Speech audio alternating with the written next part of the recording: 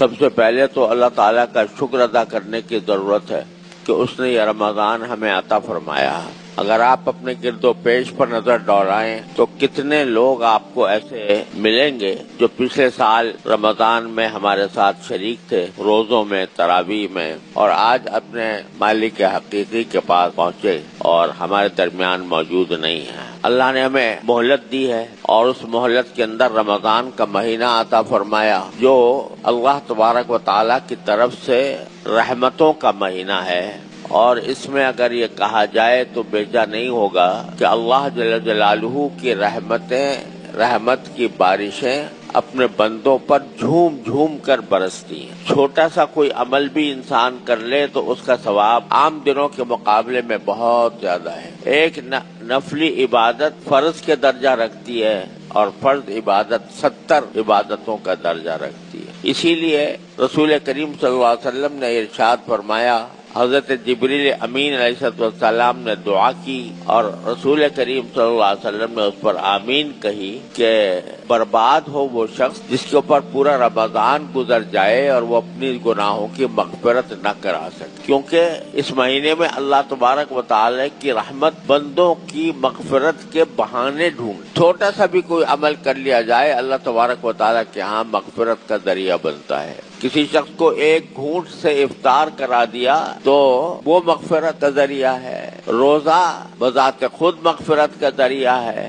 رات کی نماز بذات خود مغفرت کا ذریعہ ہے. غرض اللہ تبارک و تعالی کی طرف سے بخشش کے دروازے کھلے ہوئے ہیں. اسی لیے فرمایا کہ سارا مہینہ گزر جائے اور انسان اپنی بخشش نہ کرا سکے تو وہ برباد ہو. لیکن جیسا میں نے پچھلے جمعہ میں عرض کیا تھا کہ یہ مہینہ صرف اتنی بات نہیں ہے کہ روزہ رکھ لیا اور رات کو تراویح پڑھ لی، بلکہ یہ رمضان کا مہینہ یہ چاہتا ہے کہ اس میں بندے کا تعلق اپنے پروردگار سے زیادہ مضبوط ہو.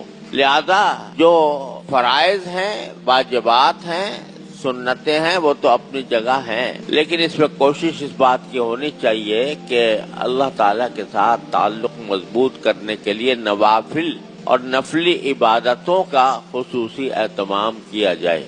اور اسی کو شہر الصبر بھی کہا گیا ہے حدیث میں کہ صبر کا مہینہ ہے. لہذا ہر انسان کو اپنے جذبات پر قابو پانے کا اہتمام کرنا اور اس کی مشق کرنا ضروری. جب یہ شہر الصبر بنے گا کہ انسان اپنی خواہشات پر قابو پائے، اپنے جذبات پر قابو پائے. غصہ بھی آئے تو غصے کو کنٹرول کرے. یہاں تک فرمایا گیا کہ اگر کوئی شخص تم سے لڑائی کرے تو تم اس کے جواب میں یہ کہہ دو کہ بھائی میرا تو روزہ ہے. لڑائی کرنے کے وقت میں اس سے یہ کہہ دو کہ میرا روزہ ہے، یعنی میں تمہاری لڑائی کا جواب دینا نہیں چاہتا. اور اسی طرح اس کو مواسات کا مہینہ قرار دیا گیا، یعنی باہمی ہمدردی کا، ایک دوسرے کے ساتھ ہمدردی کا مظاہرہ کرنے کے لیے یہ مہینہ خاص رسول کریم صلی اللہ علیہ وسلم نے اس کو فرمایا شہر الصبر